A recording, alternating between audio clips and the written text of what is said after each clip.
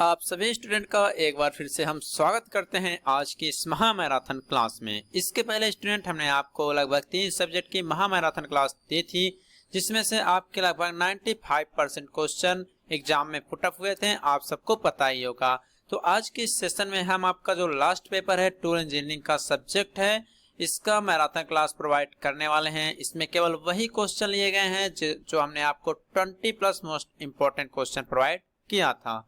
इन्हीं का सलूशन हम इस सेशन में आपको समझाने वाले हैं। सो गाइस, लास्ट वीडियो है और शायद आपसे और हमारे लास्ट मुलाकात भी हो रही है, क्योंकि इसके बाद आप ना हमसे जुड़ेंगे, बस आपको कुछ जानकारी चाहिएगा तभी आप हमसे बातचीत करेंगे, आप हमारे साथ पढ़ाई नहीं कर सकेंगे। सो आप लोग चैनल को सब्सक्राइब करा दीजिए और अपने जूनियर से भी बोल दीजिए कि आप वो हमारे साथ जुड़ें ताकि उनकी भी अच्छी तरह पढ़ाई हो सके।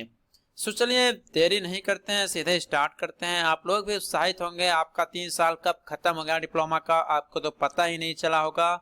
सो बहुत सारी बातें हैं जो आप सभी बच्चों के बीच हुई होंगी। आप लोग सोच रहे होंगे यहाँ जाएंगे वहाँ, जैसा भी हो कोई प्रॉब्लम नहीं है। आप लोग अच्छे से अपना एग्जाम देकर अच्छे से विदाई लेकर जाइएगा। जिस कंपनी में जॉब करना होगा आप लोग जॉब कीजिएगा, बीटेक करना होगा तो आप लोग बीटेक कीजिएगा। बाकी जिसको बीटेक करना होगा वो हमसे एक बार कांटेक्ट कर लीजिएगा।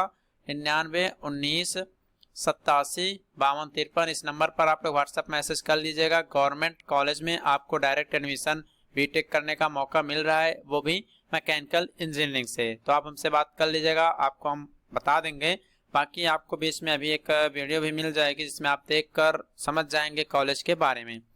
सो चलिए ये सब यहीं पर बंद करते हैं। पहले बात करते हैं जो क्वेश्चन है। क्वेश्चन आपसे पूछा जाता है एग्जाम में कि जो मटेरियल होता है, उसका कोई भी मटेरियल है या कोई पदार्थ है, उसकी मैकेनिकल प्रॉपर्टी से आप क्या समझते हैं और वो कौन कौन सी होती हैं।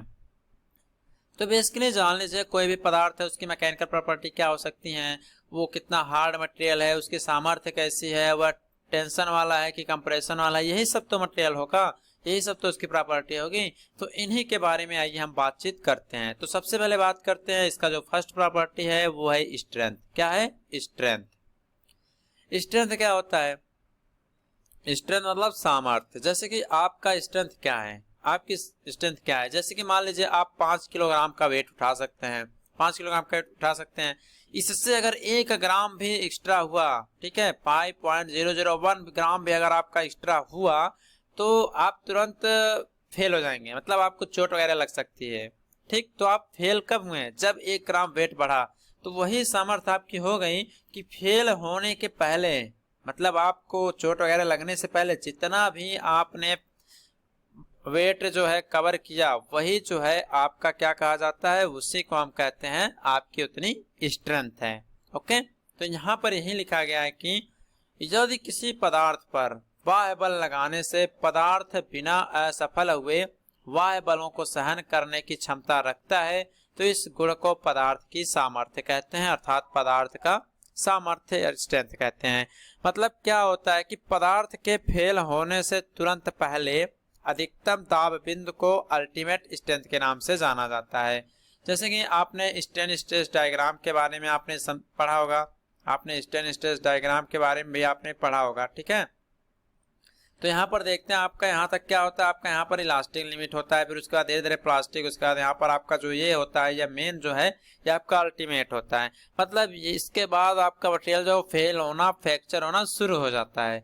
तो वही कह रहा है कि यदि किसी पदार्थ पर अगर आप बाहरी फोर्स लगा रहे हैं तो पदार्थ बिना असफल हुए जितना भी एक्सटर्नल फोर्स को बियर कर सकता है, बियर करने की क्षमता रखता है, उसको उस मटेरियल का हम क्या कहते हैं? स्ट्रेंथ कहते हैं। ठीक है, अब आगे हम इसका जो सेकंड प्रॉपर्टी है इसके बारे में बात करते हैं। जो सेकंड प्रॉपर्टी है वो है आपकी इलास्टिसिटी। ठीक है, तो देखिए आपको क्या करना है, सबके बारे में थोड़ा थोड़ा जानकारी रख लेना है, ठीक है ना। तो इलास्टिसिटी क्या होता है, इसको समझते हैं। पदार्थ का वह गुण जिसके कारण पदार्थ के आकार तथा आकृति में बाह्य बलों के प्रभाव से अस्थायी परिवर्तन नहीं हो पाता, अर्थात बाह्य बल हटाने पर पदार्थ अपने पहले की अवस्था में आ जाता है। इसे हम प्रत्यावस्था कहते हैं। जैसे कि आप देख लीजिए, रबर को देख लीजिए, आपने रबर को देखा होगा, जब आप उसको ऐसे मान लीजिए उसको जब टेंस करते हैं, उसको जब खींचते हैं तो मान लीजिए इतना फैल गया, ठीक है, मान लीजिए फोर्स आपने लगा दिया है, ठीक है। जैसे आप इस फोर्स को हटाते हैं तो ये फिर से अपने ओरिजिनल पोजीशन में आ जाता है। इसको क्या बोलते हैं आप, इलास्टिसिटी। यह प्रॉपर्टी किसी भी पदार्थ की इलास्टिसिटी कहलाती है कि मतलब इसमें क्या होता है, मटेरियल आपका फेल नहीं होता है, जो भी एक्सटर्नल फोर्स आपके लगाए गए होते हैं उसको हटाने पर पदार्थ अपने पहले की अवस्था में आ सकता है। ठीक है ना।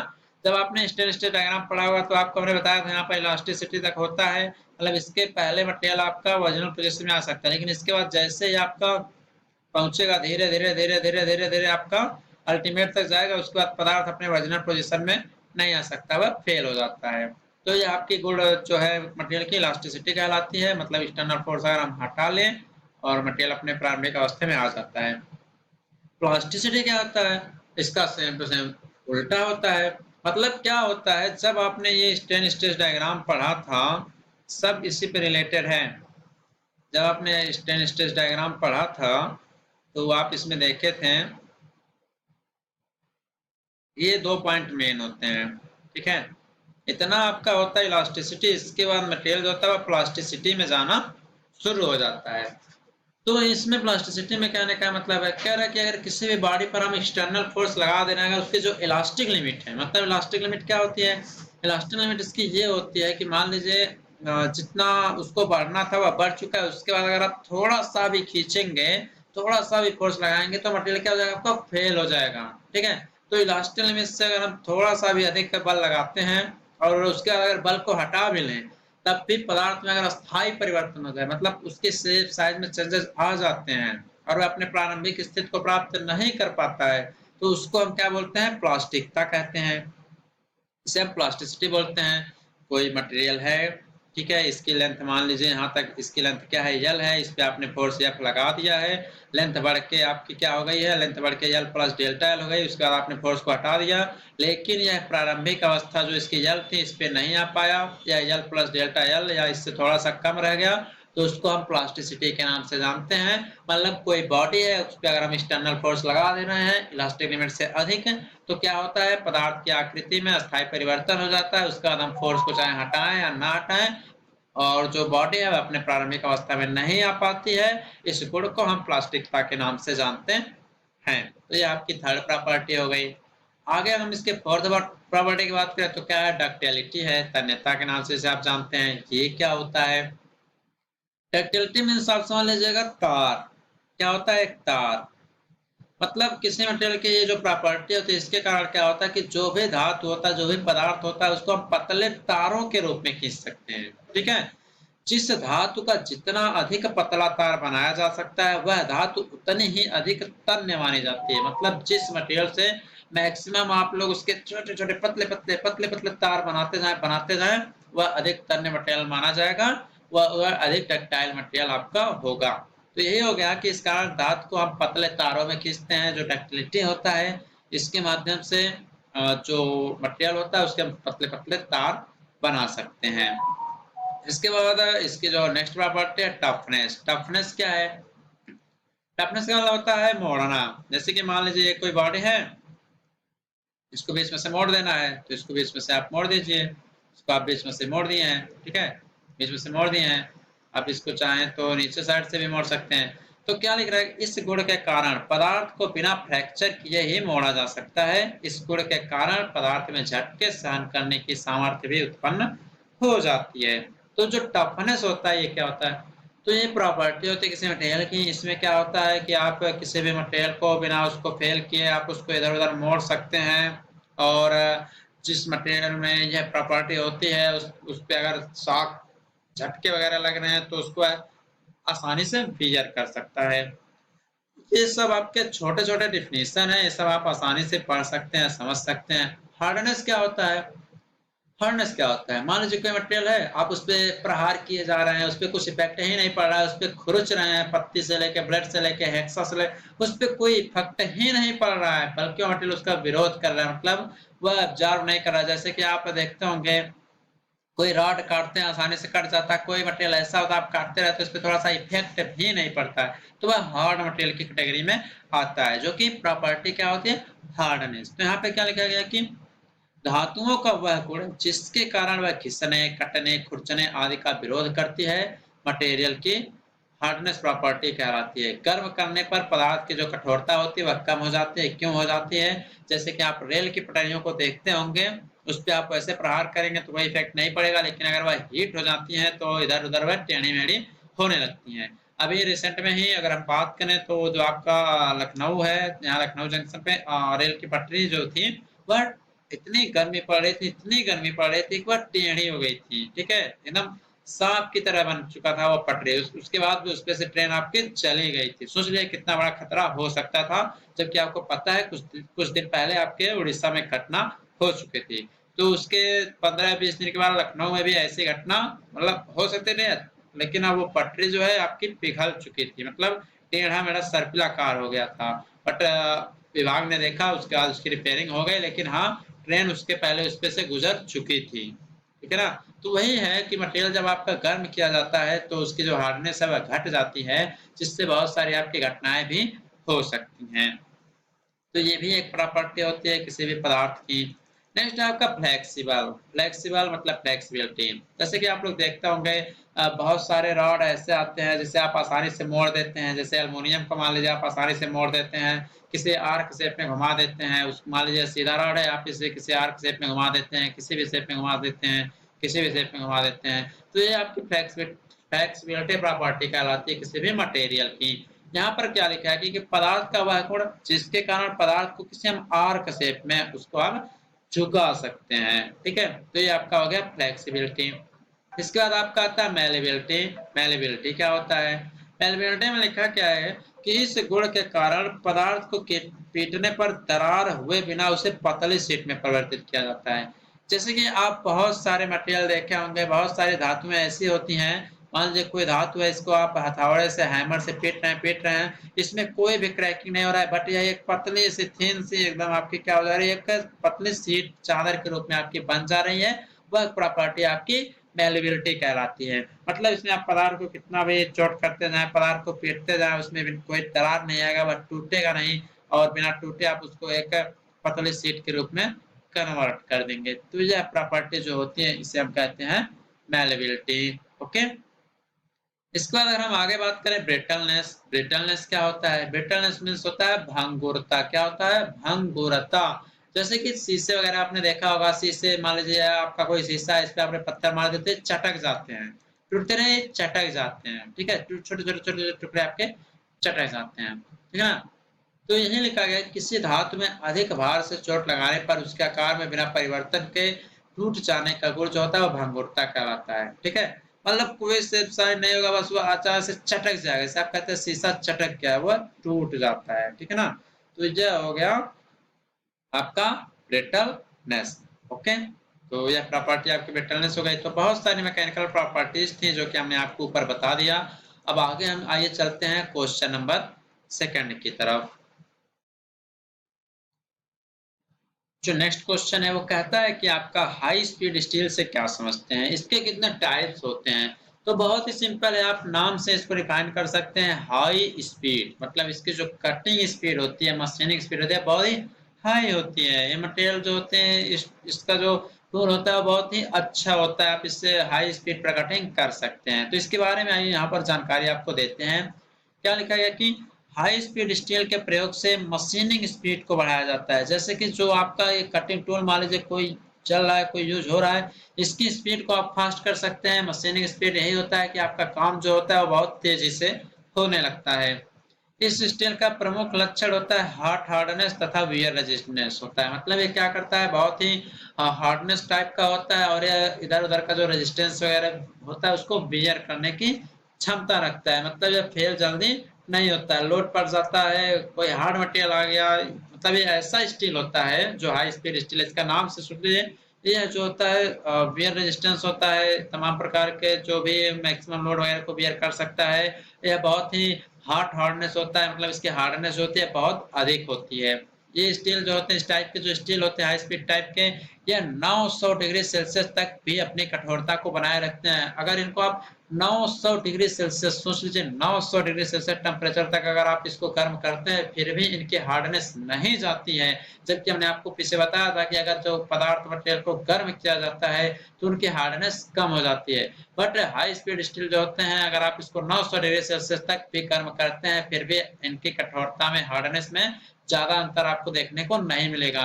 इनकी जो कटिंग स्पीड होती है वह 0.75 से लेकर 1.8 मीटर पर सेकंड तक होती है। ठीक है, जो आपके हाई स्पीड, ये सब पॉइंट वाली बातें हैं, ये सब आपके एग्जामिनर आपके एग्जाम में पूछ सकते हैं, आपके वाइवा में पूछे जा सकते हैं कि जो हाई कट स्पीड स्टील होते हैं इनकी कटिंग स्पीड नियर अबाउट कितना होती है। तो आप कह सकते हैं कि 0.75 से लेकर 1.8 तक आपका यह होता है। यहाँ पर और लिखा गया कि इसमें औजार की जो कटिंग एज होती है, जो आपकी इसमें मान लीजिए आपकी जो हाई स्पीड स्टील की जो मेन कटिंग एज होती है, मान लीजिए किसी हाई स्पीड स्टील की मेन कटिंग एज है, इसकी जो कटिंग एज है अगर आप इसको अधिक धारदार बनाना चाहते हैं तो इस मटेरियल में आप क्या यूज करते हैं, इसमें मॉलिब्डेनम और वैनेडियम को मिलाते हैं ताकि इसकी जो एज रहे, कटिंग एज रहे, वह बहुत ही धारदार हो। इनमें कोबाल्ट का प्रयोग क्यों किया जाता है? इनमें कोबाल्ट का प्रयोग हार्डनेस को सुधारने के लिए तथा वियर रेजिस्टेंस बनाने के लिए किया जाता है। तो श्योर सी बात है, जो हाई स्पीड स्टील होते हैं इनका यूज बेसिकली मशीनिंग स्पीड को बढ़ाने के लिए किया जाता है। ये 900 डिग्री सेल्सियस पर भी अपनी कठोरता को बनाए रखते हैं। इनकी कटिंग स्पीड 0.75 से लेकर 1.8 मीटर पर सेकंड तक होती है। इसमें कटिंग एज को आप धारदार बनाने के लिए इसमें मॉलिब्डेनम या वैनेडियम को मिलाते हैं। इसमें कोबाल्ट का यूज हार्डनेस को सुधारने और वेयर रेजिस्टेंस को बनाने के लिए किया जाता है। इसके बारे में इतना पोथा लिख देंगे बहुत हो जाएगा। पोथा ही तो लिखना है यार, इसमें क्या करना है, कुछ नहीं करना है, कर लीजिए जो आपको करना है। ठीक है ना, इतना भर दीजिएगा, इतना अच्छा नंबर दे देगा। अब इसके कुछ क्लासिफिकेशन है, इसके टाइप्स हैं, इसके बारे में समझ लेते हैं। तो पहला क्लासिफिकेशन है आपका 1841 हाई स्पीड स्टील। 18 का मतलब होता है 18% टंगस्टन, 4 का मतलब होता है 4% क्रोमियम, 1 का मतलब होता है 1% वैनेडियम। मतलब ऐसा स्टील जिसमें 18% टंगस्टन हो, 4% क्रोमियम हो, 1% वैनेडियम हो, उसको हम हाई स्पीड स्टील के नाम से जानते हैं। 18:1 रेशियो वाला हाई स्पीड स्टील के नाम से जानते हैं। कुछ स्टील में वैनेडियम की प्रतिशत मात्रा में वृद्धि कर जाती है जिसके फलस्वरूप स्टील आपके भारी कार्यों में भी प्रयुक्त हो सकता है। हमने आपको ऊपर ही बताया जब वैनेडियम वगैरह आप लोग मिला देंगे तो उसे आप हैवी वर्क के लिए यूज भी कर सकते हैं। तो सिंपल सा है, जब भी आप टाइप लिखेंगे तो 1841 मतलब 18% टंगस्टन, 4% क्रोमियम एंड 1% वैनेडियम जिस भी स्टील में होता है उससे हम 1841 हाई स्पीड स्टील के नाम से जानते हैं। तो फर्स्ट आपका क्लासिफिकेशन ये हो गया। सेकंड जो है वो है 6642 6642 मॉलिब्डेनम हाई स्पीड स्टील। इसमें क्या होता है, 6 का मतलब होता है 6% मॉलिब्डेनम, 6 का परसेंट टंगस्टन, 4% क्रोमियम और 2% आपका इसमें वैनेडियम मिलाया जाता है। इस प्रकार के स्टील अन्य प्रकार के स्टील की तुलना में जैसे कि ड्रिलिंग या टाइपिंग के लिए बेहतर होते हैं और सस्ते होते हैं। जो इस टाइप के 6642 रेशियो के स्पीड और हाई स्पीड स्टील होते हैं इनका यूज बेसिकली ड्रिलिंग और टैपिंग के लिए किया जाता है। ड्रिलिंग का मतलब आप जानते हैं होल करना होता है, टैपिंग का मतलब भी होता है किसी इंटरनल सर्कुलर सेक्शन में होल करने के लिए ये आपके मटेरियल यूज किए जाते हैं। इस स्टील का यूज आपका किया जाता है। मेन बात होता है इसमें आपको ये याद करना कि कितने परसेंट मॉलिब्डेनम है, कितने परसेंट टंगस्टन है, कितने परसेंट क्रोमियम है, कितने परसेंट वैनेडियम है। ये ध्यान रखना आपके लिए बहुत ही जरूरी हो जाता है। थर्ड टाइप आपका होता है कोबाल्ट हाई स्पीड स्टील। क्या होता है कोबाल्ट हाई स्पीड स्टील? इसमें क्या होता है, इसमें 20% आपका टंगस्टन होता है, 4% आपका क्रोमियम होता है, 2% वैनेडियम होता है और 12% आपका इसमें कोबाल्ट का यूज किया जाता है। और आपको बता ही दें, अभी ऊपर ही आपने देखा था कि कोबाल्ट को स्टील में इसलिए बनाया जाता है ताकि जो कटिंग टूल होते हैं उनके हार्डनेस और वियर रेजिस्टेंस बढ़ जाए, जिससे आपके टूल जो है, कटिंग टूल जो है, वह फेल ना होने पाए। तो ये 3 टाइप के आपके क्लासिफिकेशंस होते हैं एचएसएस के हाई स्पीड स्टील के। तो जब भी क्वेश्चन पूछा जाएगा तो आपको इन सब के बारे में जरूर लिखना है। तो यहाँ पर यह आपका समाप्त होता है। चलिए हम अपना नेक्स्ट क्वेश्चन देखते हैं। जो अगला क्वेश्चन है वो पूछा जाता है आपसे सीमेंटेड कार्बाइड या सिरेमिक्स पे आपको टिप्पणी लिखने के लिए क्वेश्चन आपके एग्जाम में पूछे जाते हैं। तो चलिए यहाँ पर हम देखते हैं पहले सीमेंटेड कार्बाइड क्या होता है। देखिए ये जो होते हैं ये सब आपके कटिंग एलिमेंट्स में यूज किए जाते हैं। देखिए यहाँ पर क्या लिखा गया है कि कार्बाइड औजार स्टील को छोड़कर कास्ट आयरन तथा अधिकतर अन्य पदार्थों के मशीनन के लिए प्रयुक्त होते हैं। जो कार्बाइड होते हैं क्या करते हैं, स्टील में नहीं होते हैं बल्कि जो कास्ट आयरन जैसे मटेरियल होते हैं जो जिनकी स्ट्रेंथ और हार्डनेस कम होती है, उसमें आपके सीमेंटेड कार्बाइड को मिलाकर उनकी स्ट्रेंथ को, उनके हार्डनेस को बढ़ाया जाता है। ठीक है ना। तो कार्बाइड कटिंग टूल्स को केवल चूर्ण धातु अर्थात पाउडर मेट्रोलॉजी टेक्निक के द्वारा निर्माण किया जाता है। इन्हें हम सिंटर्ड औजार के नाम से भी जानते हैं क्योंकि इन्हें हम पीस के मटेरियल को बनाते हैं और इसे एक लेयर के रूप में अन्य मटेरियल पे चढ़ाते हैं ताकि उसकी हार्डनेस बनी रहे और वह अधिक स्ट्रेंथफुल हो जाए। तो ये आपके सीमेंटेड कार्बाइड होते हैं। इस फिगर में आप लोग देख पा रहे होंगे ये छोटे-छोटे आपके मेटल होते हैं। ठीक है, छोटे-छोटे आपके मेटल हैं, कार्बन और कोबाल्ट और निकल का ये सब मेटल्स होते हैं। ठीक, और यहाँ पर देखिए आपके क्या लिखा गया है, WC जो होता है आपका टंगस्टन कार्बाइड है। जो आपके ये हैवी पार्टिकल्स हैं ये WC हैं और उसके बाद के जो है वो सब आपके कोबाल्ट इसमें आपके यूज किए गए हैं।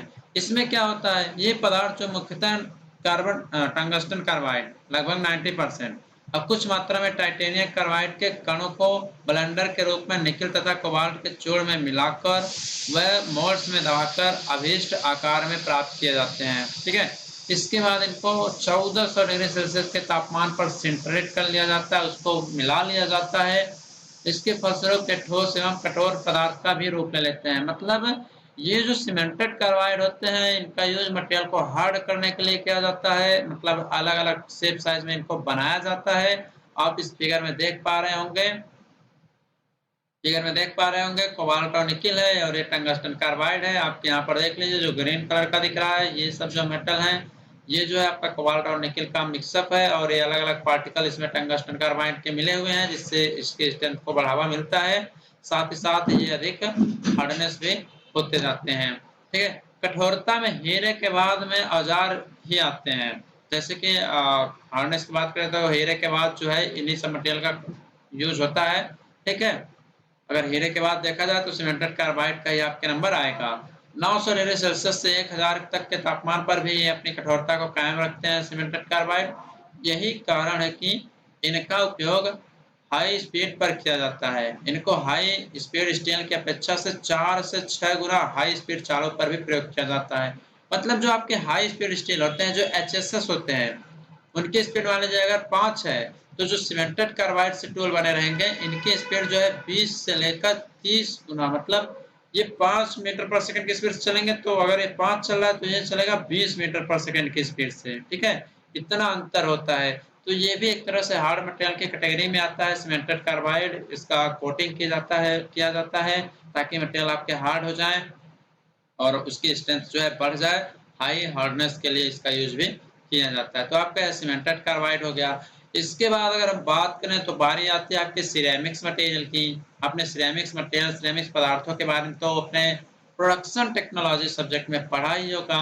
ये क्या होता है, ये भी एक तरह का हार्ड मटेरियल होता है। देख लीजिए HSS हो गया आपका, सीमेंटेड कार्बाइड हो गया आपका, सिरेमिक्स हो गया, ये सब हार्ड मटेरियल की कैटेगरी में आते हैं। ठीक है ना। इन्हें हम लोग सिंटर्ड एल्युमिनियम ऑक्साइड व विभिन्न प्रकार के बोरान नाइट्राइड के चूर्णों से मिलाते हैं। मतलब जो छोटे-छोटे पार्टिकल होते हैं एल्युमिनियम ऑक्साइड के और जो बोरान नाइट्राइड्स के होते हैं उनके जो पाउडर होते हैं उनके माध्यम से इसको हम बनाते हैं। ठीक है, और इन चूर्णों को जब आपस में मिला दिया जाता है तो इन्हें 1700 डिग्री सेल्सियस दाब पर इसे सिंटर्ड किया जाता है, इसे प्रेस किया जाता है। ये लगभग 1200 डिग्री सेल्सियस टेम्परेचर पर भी अपनी हॉट हार्डनेस अर्थात अपनी कठोरता को बनाए रखते हैं। तो आपको एक चीज समझ में आया होगा कि जितने भी हार्ड मटेरियल है उनका 900 से लेकर 1200 डिग्री सेल्सियस तक जो हार्डनेस है वह बनी रहती है, मतलब वह फेल नहीं होते हैं। साथ ही साथ ये थोड़ा भंगुर पदार्थ ब्रिटलनेस की कैटेगरी में भी आते हैं। तो ब्रिटल मटेरियल होने के कारण, भंगुर होने के कारण ये औजार झटके को सहन नहीं कर पाते हैं और ये चटक चटक के छोटे छोटे पार्टिकल में टूट जाते हैं। यही कारण होता है कि जो सिरेमिक्स होते हैं इनका यूज हम केवल फिनिशिंग क्रियाओं में करते हैं। तो कुछ आपको इम्पोर्टेंट पॉइंट रख लेने चाहिए। ऐसा नहीं कि आप बस यही होता जो हम बताएं हिसाब दीजिए, ऐसा नहीं करना चाहिए। आपको लिखना चाहिए कि सिरेमिक्स बहुत कठोर पदार्थ होते हैं, इनकी जो हार्ड हार्डनेस होती है लगभग 1200 डिग्री सेल्सियस तक होती है और इनका यूज जो होता है वह फिनिशिंग के लिए किया जाता है। ये झटके को सहन नहीं कर सकते हैं। ठीक है। सिरेमिक्स टूल्स का प्रयोग कास्ट आयरन, प्लास्टिक आदि के आघात रहित अर्धपरिष्कृत तथा परिष्कृत लेथ ऑपरेशन में किया जाता है। जैसे क्या होता है जहाँ पे झटके ना हो रहे हो वहाँ पे यूज कर सकते हैं आप लोग। और फिनिशिंग के लिए यूज किया जाता है आपके सिरेमिक्स मटेरियल का। तो आप इतना लिख दीजिएगा, सिरेमिक्स मटेरियल आपका यहाँ पर समाप्त हो जाएगा। सिरेमिक्स के बारे में इन सब के टिप्पणी लिखने के लिए आपके एग्जाम में क्वेश्चन पूछा जाता है। 20+ हमने आपको ऑलरेडी क्वेश्चन बताया है, उन्हीं का सोल्यूशन हम बता रहे हैं। और साथ ही साथ इस नोट्स का जो पीडीएफ है आपको हमारे ऑफिशियल ऐप एक ऐसी टेक्निकल क्लासेस पर फ्री स्टडी मटेरियल वाले ऑप्शन में देखने को मिल जाएगा। चलिए हम अपना नेक्स्ट क्वेश्चन देखते हैं। मेन बात आता है आपका अब सिंगल पॉइंट कटिंग टूल, हर साल का पूछे जाने वाला क्वेश्चन है। सिंगल पॉइंट कटिंग टूल के बारे में विस्तार पूर्वक लिखिए, इसके नॉमेनक्लेचर लिखिए, इसके एंगल के बारे में भी लिखिए। तो चलिए हम इसको अब समझते हैं। यहाँ पर देखिए सिंगल पॉइंट कटिंग टूल मतलब क्या होता है। हिंदी अगर बात करें तो इसका हिंदी होता है एकल, क्या होता है, एकल बिंदु कटर औजार। ठीक है, एकल बिंदु कर्तन औजार। देखिए सिंगल पॉइंट कटिंग एज मतलब इसमें जो कटिंग एज रहेगी केवल एक ही कटिंग कोर रहेगी, एक ही कोर रहेगी, उन्हीं से आपकी कटाई होगी। ठीक है, तो अभी हम आपको बताते हैं, पहले इसका थोड़ा थियरी देख लेते हैं फिर आपको फिगर के माध्यम से भी समझाएंगे। तो एकल बिंदु अर्थात सिंगल पॉइंट कटिंग टूल में एक ही कटिंग एज होती है। इस एज का, इस कोर का थोड़ा सा भाग सिरा एंड कटिंग एज पर तथा सिरा भाग पार्श्व कटर साइड कटिंग एज में बटा होता है। जैसे देख लीजिए इसमें आपका देख लीजिए ये आपका कटिंग एज है, यहाँ पे है। ठीक है, और जो मेन कटिंग एज है ये साइड कटिंग एज आपका इधर है। मतलब जो कटिंग एज है वो आपकी एक ही है, एक ही रो में आपको यहाँ पर दिख रहा होगा, यही आपकी एक ही कटिंग एज होती है। इसके माध्यम से यहीं से आपकी सारी कटिंग प्रोसेस होते हैं। लेथ मशीन पे आप इसको सेट कर लेंगे, सारे प्रोसेस आप यहाँ से कर सकते हैं।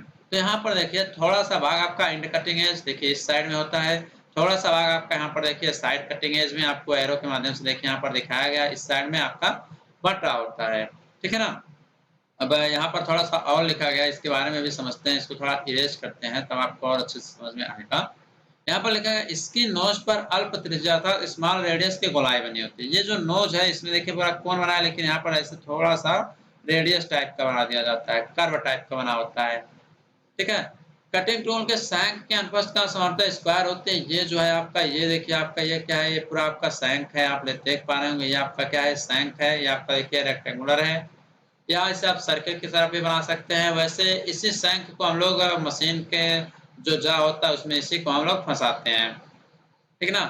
इन औजारों का प्रयोग उद्योग में बहुत अधिक किया जाता है, हर काम के लिए उद्योग में इसका यूज किया जाता है। देखिए जब भी एग्जाम में आपसे यह क्वेश्चन पूछा जाएगा तो आपको इसी तरह फिगर वाइज बना देना है, उस पर नामकरण कर देना है कि कौन से पार्ट को हम क्या क्या कहते हैं।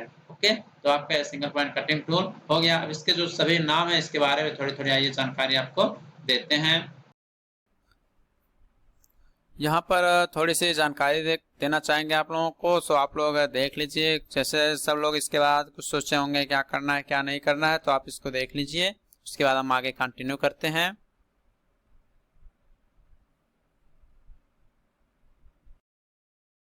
जैसे कि हम आपको थोड़ी सी जानकारी दे दें, इसके बाद मान लीजिए कुछ लोग जाएंगे जॉब के लिए, कुछ लोग पढ़ाई करना चाहेंगे, हायर एजुकेशन जैसे बीटेक करना चाहेंगे, या कुछ लोग कुछ और करना चाहेंगे।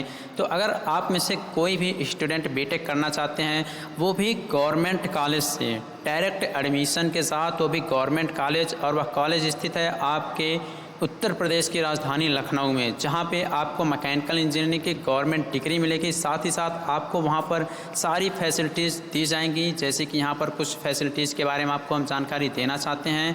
यहां पर बता दें, जो आपका एडमिशन पोर्टल है 2023-24 का, वह ओपन हो चुका है। कॉलेज का नाम है doctor Shakuntala Mishra national rehabilitation university Lucknow. यह आपकी एक स्टेट यूनिवर्सिटी है और यह स्थित है आपके आगरा लखनऊ एक्सप्रेस वे के पास में।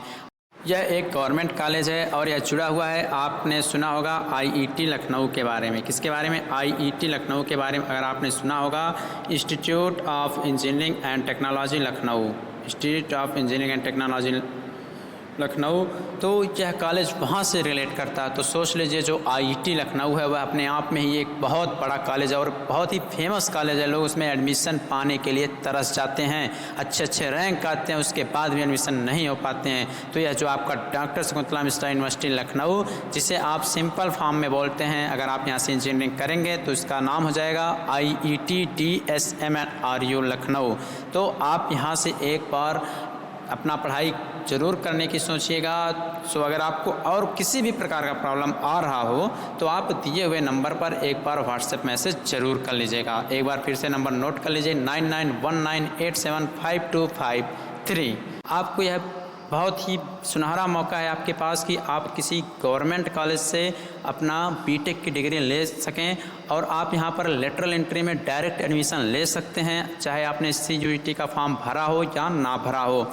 इसके साथ ही साथ अगर आपके कोई रिश्तेदार आपसे जूनियर हों 1 से 2 साल और वो फर्स्ट ईयर से बीटेक करना चाहते हैं मैकेनिकल इंजीनियरिंग से, तो उनके लिए एक बहुत ही सुनहरा मौका है अपने भविष्य को अच्छा बनाने के लिए। ये आपकी यूनिवर्सिटी है, यहाँ पर जितने भी टीचर्स हैं सब IIT NITs के टीचर्स हैं और यहाँ पर जो है हर तरह के प्रैक्टिकल्स वगैरह होते रहते हैं। साथ ही साथ कैंपस का जो रिकॉर्ड है काफ़ी अच्छा है। आपके लिए freshers party, tech fest, farewell, मतलब जितने भी क्रिकेट स्पोर्ट्स, मतलब हर चीज़ आपको इस कॉलेज में देखने को मिलेंगे।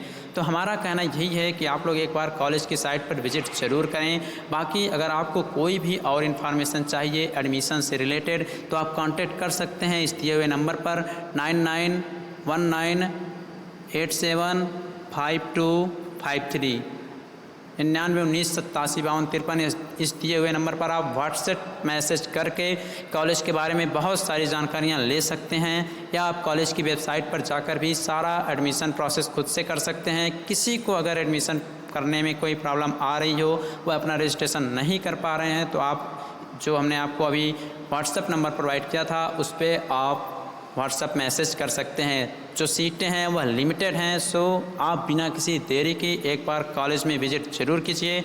अगर स्टूडेंट बहुत दूर के हैं तो वो इस दिए हुए नंबर पे मैसेज कर सकते हैं। एक बार फिर से फ़ोन नंबर आप लोग नोट डाउन कर लीजिए 9919875253 9919875253। इस नंबर पे आप लोग व्हाट्सएप मैसेज कर लीजिए। यहाँ का रिकॉर्ड जो है प्लेसमेंट का वो बहुत ही अच्छा है। यहाँ पे सारे faculties high qualified IIT NIT से पढ़े हुए हैं जो कि यहाँ पर आपको पढ़ाएंगे। यहाँ पर जो स्कॉलरशिप है उसकी 100% गारंटी है। जैसे कि आप अगर जाते हैं प्राइवेट कॉलेज में 20,000 40,000 फीस देते हैं तो क्या होता है आपके स्कॉलरशिप आने के चांसेस बहुत ही कम रहते हैं, बट यहाँ पर ऐसा कुछ नहीं है।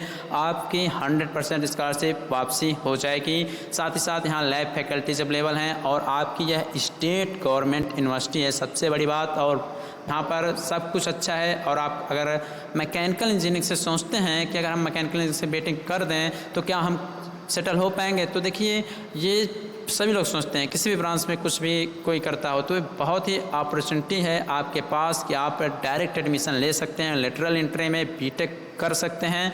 जो लास्ट डेट है वह 10 जुलाई तक आप लोग रजिस्ट्रेशन कर सकते हैं। सीटें लिमिटेड हैं तो आप देर मत कीजिए, जितना जल्दी हो आप एडमिशन ज़रूर ले लें। और साथ ही साथ आपको हम ये भी बता देते हैं, एक बार आप लोग फिर से फ़ोन नंबर नोट डाउन कर लीजिए 9919875253 9919875253। अगर आप पहले से ही अपना प्री रजिस्ट्रेशन कराना चाहते हैं तो इस नंबर पे आप अपना नेम लिखकर सेंड कर सकते हैं। व्हाट्सएप मैसेज भी आप कर सकते हैं। कुछ लोग सोचते हैं कि क्या मैकेनिकल इंजीनियरिंग से हम इधर उधर गवर्नमेंट जॉब पा सकते हैं, तो हर सेक्टर में देखिए मैकेनिकल एक ऐसा सेक्टर है जहां से आप हर सेक्टर में जा सकते हैं। E vehicle, automation, industry sector, robotics, solar, thermal, design, aerospace, मतलब हर सेक्टर में आप लोग इस मैकेनिकल इंजीनियरिंग के थ्रू आप लोग जा सकते हैं। सो हम आपसे यही कहना चाहेंगे कि आप लोग ज़रूर से ज़रूर एक बार विजिट ज़रूर कीजिएगा। कहेंगे यहाँ पे लैब की सुविधा कैसी है, यहाँ पे देख लीजिए सारे वर्क आपके होते रहते हैं। जहाँ भी आप लोग चाहें घूम सकते हैं, टहल सकते हैं। प्रोजेक्ट से रिलेटेड सारी जानकारियाँ आपको दी जाती हैं। यहाँ पर देखिए आपको लैब में बहुत सारी सुविधाएं हैं। आप आइएगा कॉलेज में विजिट कीजिएगा एक बार ज़रूर। यहाँ के टीचर्स काफ़ी अच्छे हैं, आप एक बार आइएगा। और यहाँ पर मैं खुद पढ़ता हूँ और आप लोगों को पढ़ा रहा हूँ तो आप खुद ही सोच सकते हैं आपके लिए इतना काम कर रहे हैं बहुत सारे यहाँ फैकल्टीज़ हैं। यहाँ पे आपके टेक फेस्ट वगैरह सब कुछ होते रहते हैं, आपके रोबो रेस, रोबो बार, आपके टेक फेस्ट, कल्चरल इवेंट्स, बहुत सारी व्यवस्थाएं यहाँ पर उपलब्ध हैं। साथ ही साथ प्लेसमेंट के मैटर में भी कॉलेज बहुत ही आगे है। उसके बाद आप जो भी काम यहाँ पर करना चाहेंगे सब कुछ आपको पूरी अपॉर्चुनिटी दी जाएगी। सो आप लोग एक बार विजिट जरूर कीजिएगा कॉलेज। इसके बाद आपकी बारी आती है एसपीसीटी के जो मेन पार्ट्स होते हैं। जो सिंगल पॉइंट कटिंग टूल होता है इसका मेन पार्ट्स कौन सा है, इसके बारे में ज़रूर लिखना पड़ेगा आपको। ऐसा नहीं है कि बस आप सिंगल पॉइंट कटिंग टूल के बारे में लिख देंगे, ऐसा नहीं करना है आपको। इसके पूरे एक एक पार्ट्स के बारे में लिखना पड़ेगा। तो सबसे पहले बात करते हैं इसके जो मेन पार्ट होता है सैंक, जो कि आपको यहाँ पर दिख रहा होगा। ये जो आपका जो है वो क्या है, आपका सैंक है। क्या है, आपका सैंक है, ठीक है। इसके बारे में जानते हैं। तो क्या लिखा गया कि कटिंग टूल की जो बॉडी होती है उसी को ही हम सैंक कहते हैं। इसे आप क्या बोल सकते हैं, इसे आप बॉडी भी बोल सकते हैं। औजार के इसी भाग को हम टूल होल्डर में पकड़ते हैं। जो मशीन पे आपका टूल होल्डर लगा होता है वो आता, आप ये मान लीजिए टूल होल्डर है, इसी में टूल को आपका पकड़ा जाता है, ठीक है। टूल को इसमें सेट कर दिया जाता है। इसी सैंक के आगे वाले भाग पर कटिंग एज आपकी बनी होती है। ये देखिए सैंक है, इसके आगे ही आपके ये सब कटिंग एज जो आपके बनाए गए हैं इसके आगे ही आपके बनाए गए होते हैं। सभी के बारे में बस आपको थोड़ा थोड़ा डिस्क्राइब करना है, बहुत ज़्यादा लिखने की आवश्यकता आपको एग्जाम में नहीं है। तो आपको सैंक के बारे में समझ में आ गया होगा। इसके बाद बात करते हैं फेस की। फेस क्या है, आपको यहाँ पर दिख रहा होगा। ये जो पार्ट होता है ये होता है आपका पूरा फेस। क्या होता है, आपका फेस होता है। क्या लिखा गया कि सैंक तथा कटिंग पॉइंट के मध्य औजार की ऊपरी सतह को हम पृष्ठ या फेस कहते हैं। ये आपकी बॉडी हो गई और ये आपकी कटिंग एज हो गई। इसके जो मिडिल में है ये आपका क्या होता है, फेस, जिसे आप पृष्ठ के नाम से जानते हैं। बस जैसे जैसे आप फिगर को देख रहे हैं, जैसे जैसे आप फिगर को समझेंगे उसी के अनुसार आप इसकी डेफिनेशन को आराम से भी लिख पाएंगे। इसके बाद बारी आती है आपके नोज की। नोज क्या होता है, आप फिगर में यहाँ पर देख रहे होंगे नोज। ये है आपकी क्या है, ये है आपकी नोज। नोज क्या है, यह कटिंग एज के शीर्ष भाग पर स्थित होती है। कटिंग एज आपके देखिए यहाँ पर बनाए गए हैं, यहाँ पर आपके कटिंग एज वगैरह बनाए गए हैं। इसका जो सबसे आगे वाला पार्ट है यही आपका क्या होता है, नोज। इसको गोलाई में भी हम लोग बनाते हैं। बेसिकली गोलाई में ही आपका बना होता है, आप देख सकते हैं। फ्लैंक क्या है, यह औजार का एंड सरफेस होता है। ये जो सबसे नीचे है, ये जो साइड फ्लैंक है, अपर फ्लैंक है, इसे ही हम लोग बोलते हैं फ्लैंक, ठीक है ना। तो ये होता है आपका फ्लैंक। इसे हम टूल का जो एंड सरफेस होता है उसके नाम से भी जानते हैं। अब आगे आता है बेस। बेस क्या होता है, बेस देखिए आपका कहाँ बना है, बेस देखिए आपका सबसे नीचे बना हुआ है।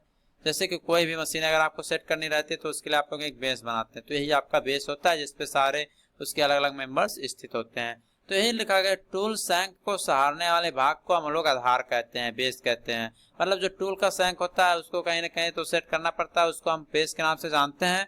औजार का यही भाग औजार स्तंभ या टूल होल्डर में पकड़ा जाता है। यही जो बेस है, सबसे नीचे वाला बेस है, इसी को या जो सैंक होता है ऊपर, इसी को हम लोग टूल होल्डर में पकड़ते हैं। सो गाइस, ये इसके पार्ट्स का नेमिंग था जिसके बारे में आपने थोड़ा देख ही लिया, इसके बारे में आपने पढ़ भी लिया और आशा करते हैं आपको समझ में भी आया होगा और एग्जाम में अच्छी तरह से आप लोग लिख कर भी आएंगे। हील क्या होता है, यह औजार की तली का वह वक्रित भाग होता है जहां पर औजार का बेस और फ्लैंक परस्पर मिलते हैं। देखिए इसमें देख लीजिए हील कहाँ पे है, इस फिगर में आप लोग देखिए हील कहाँ पे है। हील आप लोग यहाँ पर देख रहे होंगे, हील आपको यहाँ पर दिख रहा होगा, ठीक है। हील आपका देखिए यहाँ पर दिख रहा है। इसमें क्या होता है, जहाँ पे आपके सैंक और जो आपके फ्लैंक वगैरह हैं ये आपके आपस में आके मिलते हैं, इनके बीच के जो पार्ट्स होते हैं उसको हम हील के नाम से जानते हैं। यहाँ पर बेस और फ्लैंक का मिलाप होता है। सो आप फिगर को देख के अगर लिखेंगे तो आपको और अच्छे से समझ में आएगा। तो ये आपका यहाँ पर समाप्त हो जाता है। अब इसके बाद हम आगे चलेंगे बेसिक एंगल्स जो बनते हैं सिंगल पॉइंट कटिंग टूल में, इसके बारे में हम आइए यहाँ पर बात करते हैं, ठीक है ना। तो फिगर आपका एक बनाया गया है, इसी फिगर को लेकर आपको हम समझाने वाले हैं। सबसे पहला एंगल जो होता है सिंगल पॉइंट कटिंग टूल में, ये भी देखिए जब भी कहेगा कि सिंगल पॉइंट कटिंग टूल के नॉमेनक्लेचर के साथ एंगल को दर्शाए। देखिए ये क्वेश्चन बहुत ही इंपॉर्टेंट है, इस बार आने के 100% चांसेस हैं। इसको आप लोग अच्छे से जरूर पढ़िएगा। यहाँ नहीं समझ में आ रहा अगर मान लीजिए तो आप कहीं ना कहीं इसको पढ़िएगा जरूर, अन्यथा की दृष्टि में आप क्वेश्चन को छोड़कर आएंगे और आपके मार्क्स जो हैं वो कम हो जाएंगे। तो इसमें सबसे पहला जो एंगल है उसको हमने नाम दिया है रेक एंगल। रेक एंगल जिसे आप दर्शाते हैं अल्फा से, ठीक है। इसको आप बोलते हैं अवनमन कोण। क्या बोलते हैं इसको? आप बोलते हैं अवनमन कोण, ठीक है। तो क्या लिखा गया है? औजार के फेस तथा आधार के समानांतर एक तल के मध्य बनने वाले कोण। औजार का फेस, सुनिए, औजार का फेस आपका ये है, ठीक है, और इसके बेस के समानांतर, ठीक है, औजार का तल ये हो गया, ओके, और ये आपका एक बेस हो गया। इसके समानांतर मध्य एक बनने वाला कोण जो होता है उसे आप रैक एंगल के नाम से जानते हैं। या कई टाइप के आपके हो सकते हैं, back rake angle, side rake angle. तो इस फिगर में देख लीजिए, आपका आधार का समानांतर आपका देखिए यहाँ पर दिखाया गया है, आधार का यही समानांतर होगा, ठीक, आधार का यही समानांतर होगा, ठीक। और फेस आपका देखिए ये वाला है, फेस तो आपका ही है, तो इसके बीच देखिए एक आपका एंगल बन रहा है जिसे आपने नाम दिया है बैक रेक एंगल, ठीक है। इसके बाद इसका एक और टाइप होता है जिसे आप साइड रेक एंगल के नाम से जानते हैं, वो आपका देखिए यहाँ पर बनाया जा रहा है, ठीक। तो आशा करते हैं आपको समझ में आया होगा। तो जब भी आपको रैक एंगल के बारे में लिखना पड़ेगा तो आप कहिएगा कि फेस और आधार के समानांतर एक तल के मध्य जो भी एंगल बनेगा उसे रैक एंगल के नाम से जानेंगे। इस फिगर में आपको यहाँ पर दिख रहा होगा, ठीक है। यदि इस कोण का ढाल या स्लोप बैक, ये बैक है, बैक की ओर हो तो इसे बैक रेक, देखिए इस फिगर में क्या कर रहा है, स्लोप जो है अगर पीछे की तरफ होगा तो उसे आप बैक रेक एंगल के नाम से जानेंगे, और या उसे आप टॉप रेक भी कहते हैं। और यह स्लोप अगर किसी साइड के दृष्टि में जाता है तो इसे आप लोग साइड रेक के नाम से जानते हैं। ये देखिए एक साइड की तरफ आया है, ठीक है, ये आपका साइड है, पार्ट है, तो इसे साइड रेक एंगल के नाम से आप यहाँ पर जाने हैं। रेक एंगल बढ़ाने से, देखिए अब मेन पार्ट जो आता है वो ये हो गया। आपको कुछ नहीं लिखना है, आपको इतना लिखना है पहले कि औजार के मध्य समांतर ये सब बनने वाले को रेक एंगल कहते हैं, इतना हो जाएगा, ओके। उसके बाद बीच में पोथा नहीं लिखना है, यहाँ आगे लिखना है कि रेक एंगल को बढ़ाने से कटिंग एज की सामर्थ्य में कमी आती है। मतलब ये पॉइंट वाली बात है कि अगर रैक एंगल बढ़ेगा तो जो कटिंग एज है, जो कर्तन धार है, उसकी सामर्थ्य जो होती है वह कम हो जाती है, ठीक है ना। अगर युक्त औजारों पर समांतर 50 से 100 के बीच ही ऋणात्मक और नमकान कोण प्रदान किया जाता है। मतलब मिनिमम जो होता है वह 50 से 100 के बीच ही आपका निगेटिव रेक के रूप में आपके एंगल जो होते हैं रेक एंगल को बनाया जाता है 50 से 100 के बीच, वो भी माइनस के साथ, ठीक है ना। तो ये आपका होता है रेक एंगल। तो आशा करते हैं आपको रेक एंगल के बारे में अच्छी प्रकार से समझ में आ चुका होगा। आइए अब हम आगे बात करते हैं, इसका जो सेकंड एंगल है उसकी नेमिंग करते हैं। तो इस फिगर को हम और थोड़ा नीचे ले चलते हैं ताकि आपको अच्छे से समझ में आए। अगला जो है आता है वह है आपका लिप एंगल। क्या है? Lip angle. तो लिप एंगल के बारे में थोड़ा समझते हैं। लिप एंगल क्या है? टूल के फेस तथा साइड के मध्य के कोण को लिप एंगल कहते हैं। टूल का जो फेस होता है, हाँ सुनिए, जो टूल का फेस है, टूल का फेस आपका यही तो है, टूल का फेस आपका ये है, और इसका जो साइड होता है, साइड आपका ये है, ठीक, ये हो गया। इसके जो मध्य का एंगल आपका बनाया जाता है उसको हम लिप एंगल के नाम से जानते हैं। तो जिसे आप लिप एंगल भी बोलते हैं। यहाँ पर है आपका, यहाँ पर है, देखिए यहाँ पे, तो ये आपके हो गए लिप एंगल। लिप एंगल में मेन पॉइंट याद करना है कि लिप एंगल जितना बड़ा होगा उसकी सामर्थ्य उतनी अधिक होगी। मतलब लिप एंगल अगर बड़ा होगा तो उसकी सामर्थ्य उतनी अधिक होगी। लिप एंगल का मान अधिक होने से टूल की लाइफ में भी वृद्धि हो जाती है, और यहाँ पे हीट का जो रिजेक्शन होता है वो भी अधिक होता रहता है। इससे टूल लाइफ आपकी बढ़ जाती है, इससे टूल लाइफ आपकी बढ़ जाती है और आपका टूल जल्दी खराब नहीं होता है। अगला जो आता है वो है आपका रिलीफ एंगल या क्लियरेंस एंगल के नाम से इसे हम समझेंगे। अब इसके बारे में थोड़ा समझते हैं। तो फिगर को थोड़ा और हम नीचे लेकर आते हैं जिससे आपको और अच्छी तरह से समझ में आएगा। आप देख देख के समझेंगे तब, ठीक है। तो इसको हम यहाँ थोड़ा नीचे लेके आते हैं। अब बात करेंगे हम थोड़ा क्लियरेंस एंगल के बारे में कि क्लियरेंस एंगल आखिर होता क्या है। देखिए क्लियरेंस एंगल क्या है, यहाँ पर लिखा गया है कि क्लियरेंस एंगल का हिंदी नाम जो होता है वो होता है अवकाश कोण। कह रहा है उस कोण को कहते हैं जो औजार की क्षैतिज अवस्था में उसके सामने के अथवा दोनों तरफ के उन पृष्ठों से बनता है जो कटिंग एज के मिलते हुए इसके नीचे होते हैं। कटिंग एज से जो मिल रहे हैं, ध्यान सुनिए, ये हो गया कटिंग एज से मिलने वाला, ये हो गया कटिंग एज से मिलने वाला, ठीक है। तो इसके लिए जो भी एंगल बनेगा, यहाँ से एक एंगल आपका देखिए बना, जिसे इंड रिलीफ एंगल या इंड क्लियरेंस एंगल के नाम से जानेंगे। इस एज से मिला हुआ मिला, जिसे आप साइड रिलीफ एंगल जिसे आप जानेंगे, या साइड क्लियरेंस एंगल के नाम से आप लोग इसको जानते हैं। तो ध्यान सुनिए, यही है कि क्षैतिज अवस्था में उसके नीचे मतलब जो भी एंगल आपके कटिंग एज से मिलकर बनता है, उससे मिलते हुए उसके नीचे होते हुए जाता है, उसको हम क्लियरेंस एंगल के नाम से जानते हैं। तो ये भी आपका क्लियरेंस एंगल भी समाप्त होता है। दो लाइन के साथ थियरी है, आप चाहेंगे तो इसको आसानी से पढ़ लेंगे, कोई दिक्कत आपको होने वाली इसमें नहीं है। अब अगला पॉइंट आपका आता है साइड कटिंग एज एंगल। अब ये साइड कटिंग एज एंगल क्या होता है, इसके बारे में थोड़ा जानकारी आपको देते हैं। देखिए बेसिकली जो साइड कटिंग एज एंगल होता है, ये क्या करता है, इस कोण से उस समतल का पता चलता है जिससे औजार का फ्लैंक या साइड बनाया गया है। ठीक है, यह शंख की साइड के एक कोण पर घिसकर बनाया जाता है। इसको आप घिस कर बनाएंगे। देखिए यहाँ पर एक आपका एंड कटिंग एज बन रहा है और ये आपका साइड है। ये जो है इसको इस तरह आना चाहिए था, इस तरह लाइन आनी चाहिए थी, लेकिन इसको घिस कर देखिए कुछ एंगल पे इसको कर दिया गया है। ठीक है, तो जो इसका ओरिजिनल पोजीशन था या ओरिजिनल पोजीशन पे ना आके कुछ देखिए, इसका ओरिजिनल पोजीशन ऐसा आना चाहिए था, लेकिन इसको घिस के यहाँ तक ले आया गया। तो इसका जो ये एंगल जो बनेगा, इसे आप साइड कटिंग एज एंगल के नाम से जानते हैं।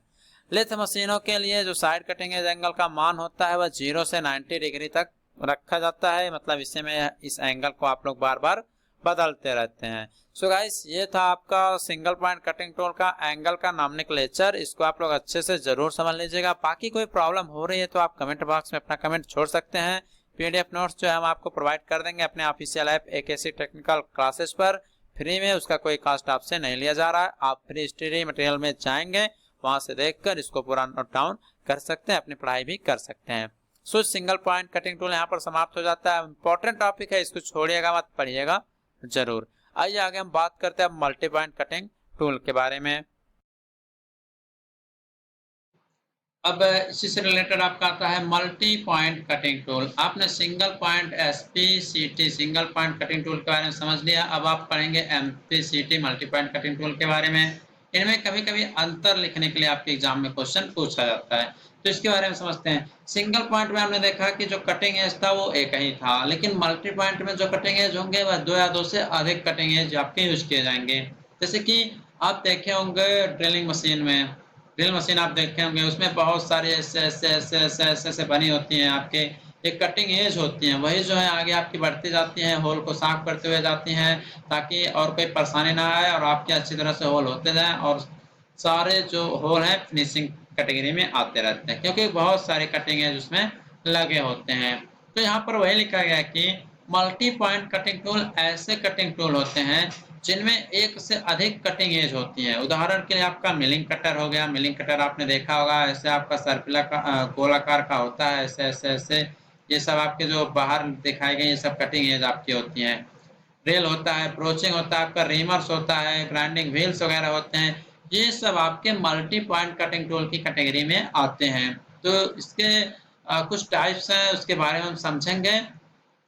तो मल्टी पॉइंट कटिंग टूल आप समझ गए होंगे कि जिसमें एक से अधिक कटिंग एजेस होती हैं उसे आप मल्टी पॉइंट कटिंग टूल के नाम से जानते हैं। इसका अब हम क्लासिफिकेशन करने जा रहे हैं, classification of multi point cutting tools. इसके बारे में यहाँ पर आइए हम समझते हैं। तो देखिए यहाँ पर लिखा गया है कि कटिंग टूल औजार को उनकी स्पीड, उनकी गति के आधार पर, टाइप ऑफ मोशन के आधार पर बहुत सारे वर्गों में विभाजित किया गया है। तो जो टाइप है इसके बारे में यहाँ पर हम आगे समझते हैं।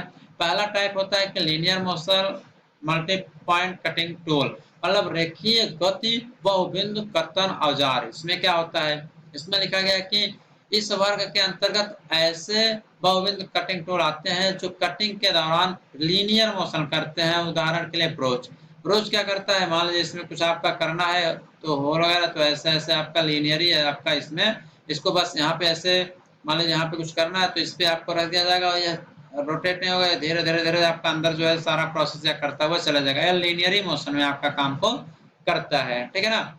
आगे सेकंड पॉइंट कहता है rotary motion multi point cutting tool, मतलब पूर्ण गति बहुबिंदु कर्तन औजार। मतलब ये क्या होता है, रोटेशन के माध्यम से करते हैं। इसमें क्या लिखा गया है कि इस वर्ग के अंतर्गत ऐसे कटिंग टूल आते हैं जो कटिंग के दौरान केवल रोटरी मोशन करते हैं। उदाहरण के लिए आपका मिलिंग कटर, मिलिंग कटर आपका ये है, इस पे ऐसे देखिए कटिंग एज आपकी बनी होती है। जब यह रोटेट आपका होता है, रोटेट होता है, तभी आपकी कटिंग टूल, तभी आपका कटिंग प्रोसेस स्टार्ट होता है।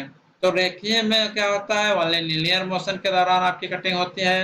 रोटरी में रोटरी मोशन के दौरान कटिंग होती है। सबसे जरूरी बात होता है, आपको इसका एग्जांपल याद कर लेना, तो आप इसको रख लीजिएगा, याद कर लीजिएगा। अगला क्या होता है, रेखीय एवं घोड़े, मतलब अब दोनों का मिक्सअप हो गया, linear and rotary motion multi point cutting tool. इसमें क्या होता है, इसमें ऐसे औजार आते हैं जो कटिंग के दौरान लीनियर एंड रोटरी दोनों प्रकार की गति करते हैं। जैसे ड्रिलिंग, ड्रिलिंग क्या होता है, मान लीजिए आपका कोई, अभी ड्रिलिंग के बारे में बताएंगे, या आपका कोई ड्रिलिंग है, ड्रिलिंग मान लीजिए कोई इंस्ट्रूमेंट है, यहाँ पे आपको होल करना है, तो ये सीधे तो जाएगा, लीनियर तो करेगा ही करेगा, लेकिन साथ ही साथ आपका रोटेशन भी करता रहेगा, आपका घूमता भी रहता है। आप देखते होंगे ड्रिल मशीन में जो आगे बिट लगाई जाती है वो आपकी घूमती भी रहती है और आगे आपका होल करते हुए भी जाता है।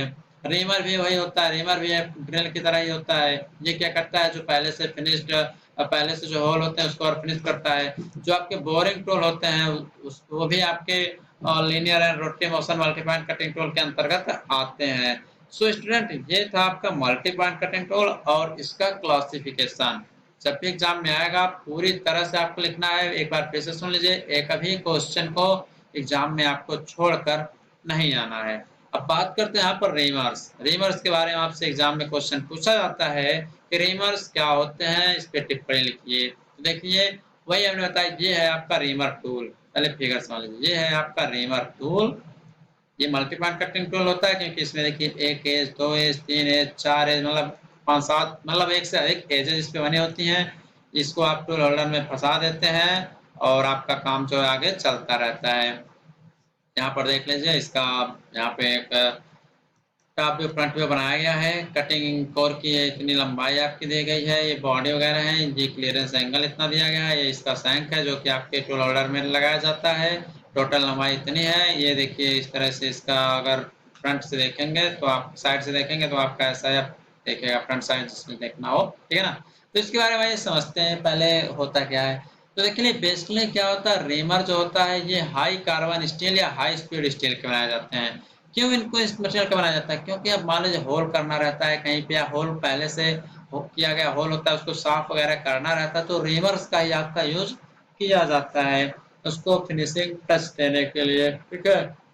इनकी बॉडी पर अनेक सीधे और सर्पिलाकार नालियां बनाई गई होती हैं। आप इस फिगर में देख पा रहे होंगे कैसे इसका डिजाइन किया गया है, ठीक है। रीमर वह टूल होता है जिसके द्वारा हम पहले से तैयार छिद्र की, जो पहले से तैयार होल है उसकी अंदरूनी सतह को अधिक फिनिश बनाते हैं।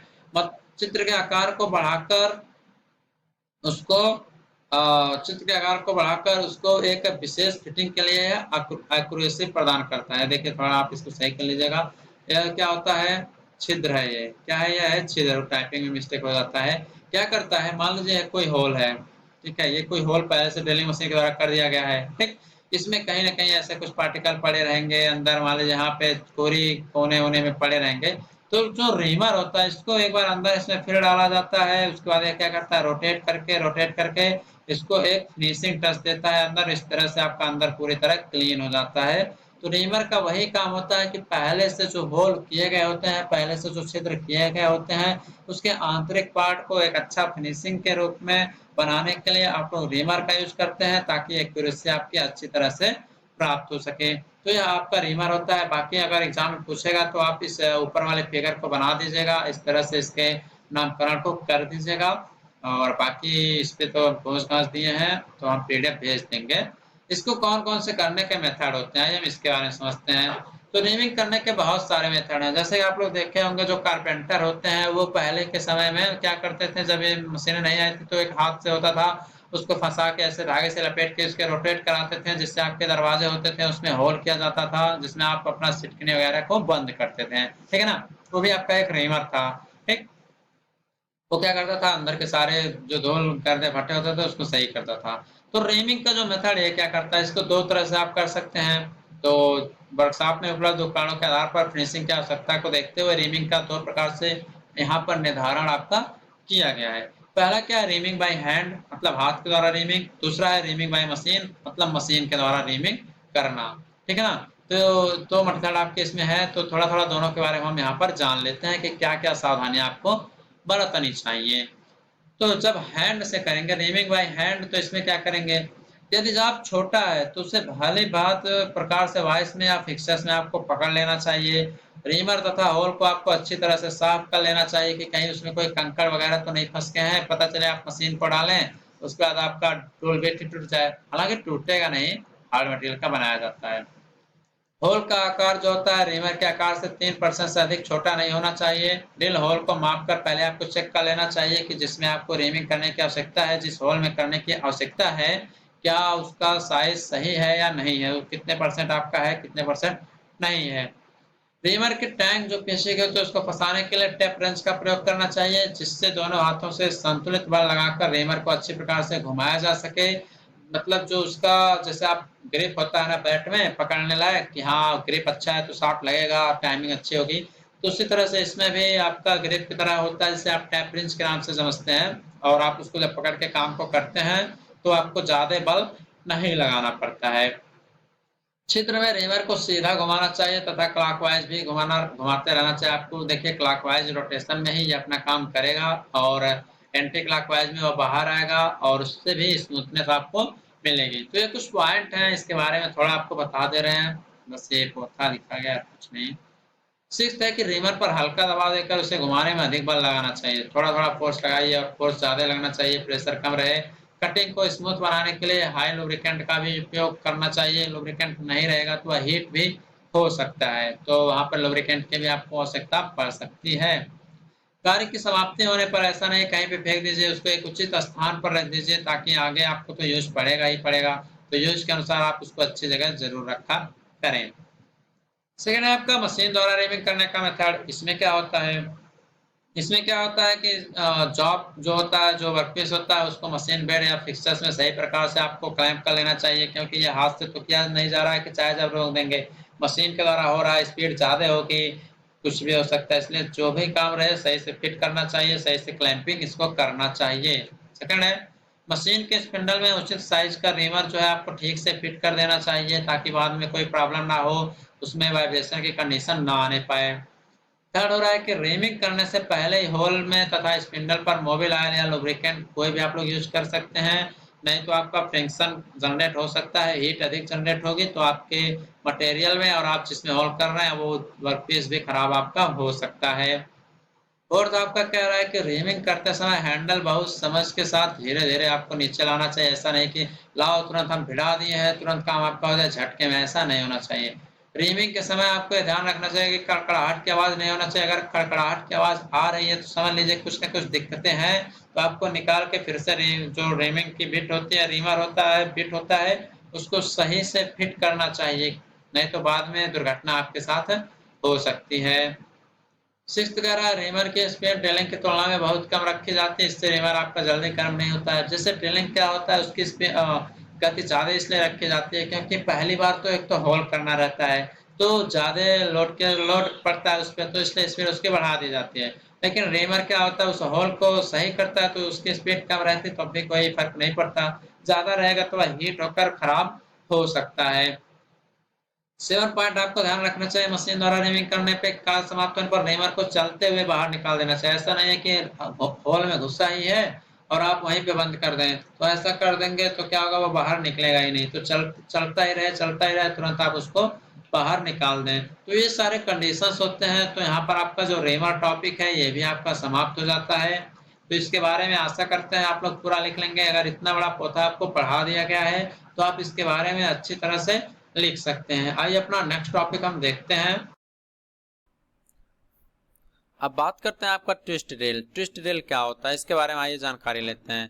देखिए ड्रिल वही होता है, ट्विस्ट ड्रिल या बोलें या ड्रिल बोलें, तो इसके बारे में थोड़ी सी और जानकारी देना चाहते हैं। इसकी जो सेकंड मैराथन क्लास आपकी आएगी, ध्यान सुन लीजिए, जो सेकंड क्लास आएगी उसके जो टॉपिक हैं वो बहुत ही इंपॉर्टेंट होंगे। आपको हम पहले बता रहे हैं जो सेकंड मैराथन क्लास आएगी वो बहुत ही इंपॉर्टेंट टॉपिक होगा उसमें, क्योंकि आपको उसमें लोकेशन, क्लैंपिंग, फिक्सचर्स के बारे में सब कुछ बताया जाएगा। सो आप लोग इस क्लास के बाद आप लोग अपना सेकंड क्लास ज्वाइन जरूर करिएगा ताकि आपको किसी भी प्रकार का कोई प्रॉब्लम एग्जाम में ना होने पाए, ठीक है ना। तो आइए हम बात करते हैं ट्विस्ट ड्रिल की, ये क्या होता है। तो देखिए ट्विस्ट ड्रिल पहले क्या होता था, इसका ड्रिल का मतलब होता है बारहमा। ध्यान सुनिए क्या होता है, बारहमा। इसका यूज बेसिकली हम बहुत ज़्यादा करते थे। इसमें पहले क्या होता था, एक स्टील का होता था, उसके चपटे टुकड़े की लंबाई को कई जगह उसको ट्विस्ट करके उसको हीट करके उसको मोड़ दिया जाता था, फिर उसकी कटिंग एजेस को बनाया जाता था। लेकिन आजकल क्या होता है, एक बेलनाकार छड़ होता है, उसके चारों ओर हम लोग एजेस को बना देते हैं कुंडलित आकार के, जैसे आपको इस फिगर में दिख रहा होगा। इस फिगर में आपको दिख रहा होगा, इस प्रकार हम इसको बना के ट्विस्टेड ड्रिल के रूप में बनाते थे। पहले ऐसा नहीं होता था, उसको हीट करते थे, उसके बाद उसके अलग अलग जगह उसको गर्म करके उसको हम लोग ट्विस्ट करके इसको बनाते थे। बट आजकल ऐसा नहीं हो रहा है, बेलनाकार छड़ होती है, उस पर कुंडलित नलियां बना के ट्विस्टेड ड्रिल के रूप में बना देते थे। ठीक है, इसके डाया देखिए डी है, लेंथ L1 है ये, और पूरे L है। ये जो होता है इसको ही हम आप लोग ये सैंक का काम करता है, जिसको आप लोग टूल होल्डर में फंसाते हैं और अपना प्रोसेस आगे करते हैं। तो इसके बहुत सारे पार्ट्स हैं, पार्ट ऑफ ट्विस्टेड ड्रिल, इसके बारे में यहाँ पर हम समझेंगे कि ट्विस्ट ड्रिल के कौन कौन से पार्ट बेसिकली होते हैं। तो यहाँ पर देखिए आपको दिख रहा होगा बॉडी क्या है इसमें, देख लीजिए आप इस फिगर में देख पा रहे होंगे। यहाँ से लेकर यहाँ तक जो पार्ट्स है इसको आप जानते हैं बॉडी के नाम से। तो क्या लिखा गया है कि ड्रिल में बॉडी ही उसका मेन पार्ट होता है, जो वास्तव में छेद करने के काम आता है। देखिए ये जो बॉडी है, इस पे देखिए आपके सर्पिलाकार कुंडलित नलियां आपकी काटी गई हैं, यही जो है अंदर जाता है, कहीं पे होल करना रहता है। ठीक है, यह डेड सेंटर से आरंभ होकर नेक के शुरुआत तक होता है। डेड सेंटर देखिए आपको यहाँ पर दर्शाया गया है, नीचे देख लीजिए, और यह कहाँ तक होता है, नेक के शुरुआत। यह देखिए बीच में आपका नेकिंग कर दिया गया है। नेकिंग क्यों कर दिया गया है, क्योंकि इसके बाद आपका सैंक वाला पार्ट होता है, जिसे आप लोग मशीन में सेट करके टूल होल्डर में सेट करते हैं। तो यह जो बॉडी होता है आपके डेड सेंटर से लेकर नेक तक आपका होता है, गर्दन तक इसके होता है। तो आप इसको समझ गए होंगे। दूसरा आपका स्पाइरल फ्लूइड्स, यह ड्रिल के बॉडी पर बनी दो सर्पिल आकार की नलियां होती हैं, जिसके निम्न कार्य होते हैं। ठीक है, सर्पिल नलियां होती हैं, देखें यहाँ पर आपको दिखाया गया है स्पाइरल फ्लूइड्स के बारे में। सर्पिल नलियां आपकी इस तरह से आपके यहाँ पर बनाई गई हैं। ठीक, ये दो टाइप के इनके कार्य होते हैं। पहला क्या होता है, ये नलियां मतलब इसके बहुत सारे, ये नलियां क्या होती हैं, हाई कटिंग कोण के लिए यूज की जाती हैं, जैसे मैक्सिमम कटाई एंगल के लिए यूज की जाती हैं।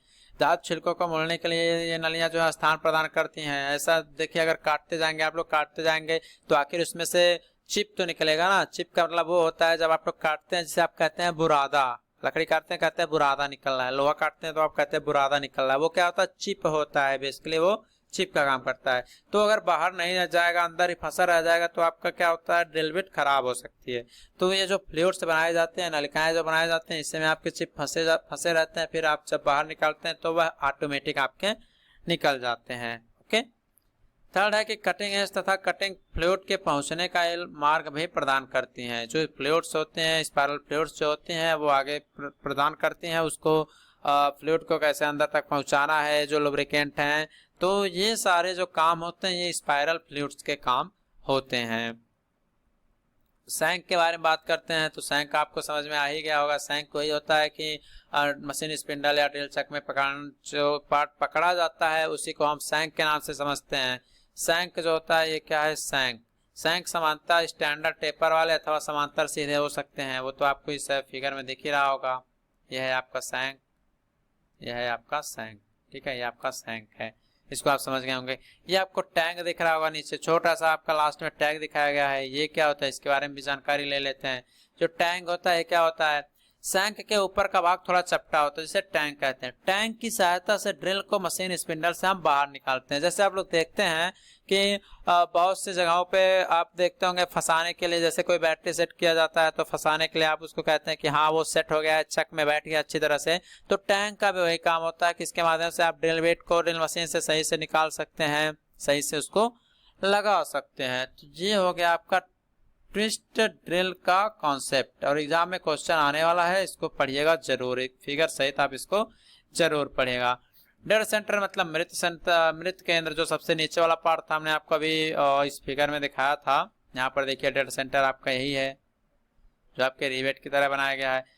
तो ड्रिल का कटाई कोर वाला सिरा जो शंक्वाकार बिंदु के नीचे तथा ड्रिल के अक्ष के ठीक केंद्र पर रहता है, उसको आप मृत केंद्र बोलते हैं। जो आपका बॉडी होता है, उसके नीचे यह बनाया जाता है, शंक्वाकार होता है आपका यह, और इसको ड्रिल का जो अक्ष होता है उसके नीचे बनाते हैं और इस पार्ट को हम लोग डेड सेंटर के नाम से जानते हैं। तो ये टॉपिक जो है आपका ट्विस्ट ड्रिल ये भी आपका यहाँ पर होता है समाप्त। अब आगे आता है आपका मिलिंग कटर। इंपॉर्टेंट है, पूछा जाता है up milling and down milling के बारे में बताइए। आपने प्रोडक्शन टेक्नोलॉजी में पढ़ा होगा, तो यहाँ पर वो पार्ट नहीं है, बस मिलिंग कटर के बारे में थोड़ी सी जानकारी आपको ले लेनी है। तो आइए समझते हैं मिलिंग कटर क्या होते हैं। तो आपको मिलिंग कटर्स के बारे में मैंने आपको बताया था ऊपर की कि यह मल्टी पॉइंट कटिंग टूल के रूप में जाने जाते हैं। और इसका यहाँ पर देखिए फिगर भी आपको यहाँ पर देखने को मिल रहा है कि यह कोई आपका देखिए वर्क पीस जो है, जो आपका कार्यखंड जिसे हिंदी में जानते हैं, देखिए आपका वर्क पीस है। ठीक है, आपका वर्क पीस है, किसी टेबल पर रखा गया है और ये आपका देखिए कटिंग टूल है। इसके कटिंग एज जो है साइड में आपके देखिए लगाए गए हैं। जब यह इस डायरेक्शन में देखिए रोटेट हो रहा है तो यह इसको देखिए ऐसे ऐसे ऐसे ऐसे काटते हुए जाएगा, लास्ट तक काटते काटते आपका प्रोसेस करता जाएगा। और यहाँ से जो बाहर निकलता जा रहा है वो क्या है, आपका चिप कहलाता है। तो इस फिगर को आप लोग देख लीजिएगा, एग्जाम में जरूर बनाकर आइएगा। तो यह आपका एक रोटरी टाइप का टूल होता है, रोटेट करता हुआ टूल होता है। तो यहाँ पर वही लिखा है कि मिलिंग कटर एक रिवॉल्विंग टूल्स होता है, जो कि रिवॉल्विंग मीन्स घूमने वाला टूल होता है, घूमता रहता है, जिनकी परिधि पर बराबर दूरी पर एक आकार वाली अनेक कटाई कोरे बने होते हैं, अनेक कटिंग एजेस बनी होती हैं। ये इसकी मान लीजिए परिधि हो गई है, इस पे देख रहे हैं अनेक प्रकार के कटिंग एजेस आपके बनाए गए हैं। कटर के कटाई करने वाले एलिमेंट को टीथ कहते हैं। ये जो कर रहा है इसे आप क्या कहते हैं, टीथ के नाम से इसको आप लोग जानते हैं। ठीक है ना, जो इंटरमिटेंटली के साथ वर्कपीस के संपर्क में आता है और कार्यखंड पर वर्कपीस पर कटर की सापेक्ष गति के फलस्वरूप धातु को काटता रहता है, मटेरियल को काटता रहता है। जैसे जैसे आगे जाएगा ये टीथ आपके इसमें पड़ेंगे, फिर ये मटेरियल बाहर निकलेगा, फिर ये निकलेगा, ये निकलेगा, ये निकलेगा, ऐसे ऐसे कटिंग कटिंग करते हुए जाएगा और मटेरियल आपका बाहर रिमूव करता हुआ चलता जाएगा। तो ये मिलिंग कटर का काम होता है। और इसके कुछ पार्ट्स होते हैं जिसको यहाँ पर अभी हम आपको आगे बताएंगे। इसकी कुछ टर्मिनोलॉजी होती है जिसके बारे में यहाँ पर आपको समझना है। तो ये देखिए एक डायग्राम आपका बनाया गया है, इसको फ्रंट व्यू से एक छोटा सा कोना ले लिया गया है। इसमें लिप एंगल कहाँ है, रेडियल बॉडी इसकी क्या है, रूट व्यास, अंत व्यास, दांत की गहराई, ये सब मतलब समझ लीजिए एक तरह से जिस तरह आपने गियर की टर्मिनोलॉजी पढ़ी थी अपने 5वें सेमेस्टर में, उस तरह यहाँ पर इस कटर के भी एक टर्मिनोलॉजी होती है। तो इसमें देखिए बॉडी क्या होता है, सबसे पहले इसकी बॉडी की बात करेंगे। तो बॉडी क्या होता है इसमें मिलिंग कटर बॉडी क्या होती है, तो कटर के दांतों को सम्मिलित न करते हुए उसके शेष भाग को हम लोग बॉडी कहते हैं। ठीक है, उसके शेष भाग को हम लोग बॉडी कहते हैं। मतलब क्या होता है, जो कटर होता है उसके अगर टीथ को हम उसमें ना जोड़ें तो जितना बचा हुआ पार्ट रहता है, टीथ को हटा दीजिए, बाकी जितने भी उसके पार्ट हैं वह बॉडी कहेंगे। सेकंड आपका आउटसाइड डायमीटर, जिसे आप बाहरी व्यास के नाम से जानते हैं। आउटसाइड डायमीटर जैसे देखिए यहाँ पर बाह्य व्यास के नाम से आपका दर्शाया गया है। ठीक है, तो दांतों के कटिंग एज से गुजरते हुए बाहरी वृत्त के व्यास को कटर का आउटसाइड डायमीटर कहते हैं। देखिए बाहरी व्यास कौन सा है, ये देखिए यहाँ से लेकर यहाँ तक का पूरा जो बाहरी वाला है, बाहर वाला जो यहाँ पे ये सर्किल बनाया गया है, ये जो बाहर वाला सर्किल है, यहाँ तक का पूरा जो व्यास रहेगा उसको हम आउटसाइड डायमीटर के नाम से जानेंगे। अगला है आपका इनसाइड डायमीटर, कटर के केंद्र पर बने छिद्र के व्यास के अंत व्यास को इनसाइड डायमीटर कहेंगे। तो जो सबसे छोटा वाला है, यहाँ तक जो है, यहाँ तक जो है, यहाँ तक जो है, सबसे छोटा वाला जो है, ये आपका आंतरिक व्यास के नाम से जाना जाएगा। ठीक है, अंत वाला पार्ट। अगला है रूट डायमीटर। रूट डायमीटर देखिए यहाँ पर क्या है, रूट व्यास है। ये क्या है कि कटर के दांतों के बॉटम से गुजरते हुए वृत्त के व्यास को रूट डायमीटर कहते हैं। रूट व्यास देखिए आपके यहाँ पर दर्शाया गया, सबसे बॉटम वाला जो है यहाँ से गुजर के जाएगा, इसको आप रूट डायमीटर के नाम से जानेंगे। वैसे सब पूछा नहीं जाता है, बस मिलिंग कटर के बारे में पूछ लिया जाता है। विड्थ ऑफ कटर मतलब कटर की चौड़ाई क्या है, तो कटर के दोनों समांतर पृष्ठों के बीच उसकी जो घूमने की अक्ष होती है, जो एक्सिस होती है, उस पर जितनी दूरी को आप मापते हैं उसे कटर की हम चौड़ाई के रूप में मापते हैं। ये आप लोग पढ़ लीजिएगा, बस थियरी है। गैस चिप स्पेस क्या होता है, दो एडसेंट दांतों के बीच के रिक्त स्थान को गैस या चिप स्पेस के नाम से जानते हैं। जैसे कि मान लीजिए ये दो दांत हैं, ये दो दांत हैं, इसके बीच जो गैप हो रहा है इसी को आप लोग चिप स्पेस या गैस के नाम से आप लोग जानते हैं। तो ये इसकी कुछ टर्मिनोलॉजी थी जिसको आपने यहाँ पर देख लिया। अब आगे आइए हम बात करते हैं जो टूल होते हैं और जो कटर होते हैं उसकी मेंटेनेंस कैसे होती है, तो इसके बारे में बात करते हैं। तो यहाँ पर लिखा गया है कि अधिक उपयोग के पश्चात औजार की कटिंग एजेज होते हैं ब्लंट, मतलब वो मुड़ जाती हैं। आप लोग कहते हैं अरे कट नहीं रहा है, मुड़ गई है, ये वो मतलब बोलते हैं ना आप लोग ऐसे, तो वही ब्लंट होना कहते हैं कि बार बार जब आप काम करते हैं तो उसकी एजेज होते हैं वो खराब हो जाती हैं। ठीक है, तो इसके कारण जो होता है अधिक हीट जनरेट होती है। ब्लंट टूल से कटाई करने में अधिक फ्रिक्शन के कारण अधिक हीट का जनरेट होना होता है और कोई भी सतह आपकी सही से प्राप्त नहीं होती है। सब में खुरदरापन आपका देखने को मिलता है। सेकंड कह रहा है कि औजारों को उचित ढंग से रखने के लिए एक स्टोरेज रैक का भी आपको प्रयोग किया जाना चाहिए, जिसमें प्रत्येक टूल के लिए एक निश्चित स्थान होना चाहिए। ऐसा नहीं है कि कहीं पे भी किसी भी टूल को फेंक दें और बाद में आप उसको खोजें, अरे कहाँ गया, टाइम बर्बाद करें, ऐसा नहीं होना चाहिए मेंटेनेंस करने में। थर्ड है कि पूरा ऑपरेशन जब बंद हो जाता है तो उस तरह रखना चाहिए कटिंग एजेज आपकी खराब ना होने पाए, उसको पैक कर देना चाहिए। इस तरह से आप मेंटेनेंस कर सकते हैं।